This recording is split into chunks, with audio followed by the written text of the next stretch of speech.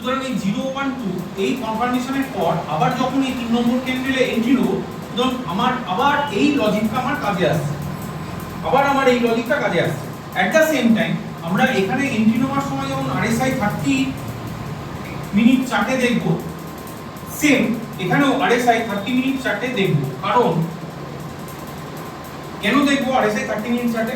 মোটামুটি আমরা এখন অবধি যা শিখেছি এই পুরো জিনিসটাকে আমাদের একসঙ্গে কন্টিনিউয়াস বেসিসে, যদি মোবাইলে হয় বা ডেস্কটপে দেয়, একটা স্ক্রিন হোক, দুটো স্ক্রিন হোক, যেরকম স্ক্রিন হোক না কেন, আমাদের কন্টিনিউয়াস বেসিসে মনিটর করতে হবে। কেন মনিটর করতে হবে?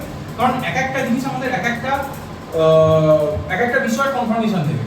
এটা কনফার্মেশন দেবে ঢুকবো কিনা, সেটা এখানেই হোক বা এখানেই হোক, কোন জায়গাটা ঢুকবো, এটা কনফার্মেশন দেবে যে এটা পজিশনটা রাখবো নাকি এবার আমার সময় হয়েছে সাবধান হোক, বেরিয়ে আসতে হতে পারে। আমার এই ঢোকার সময় আমাকে এটা দেখতে হবে যে ভাই এটা কি বলছে, হতে পারে যে স্টক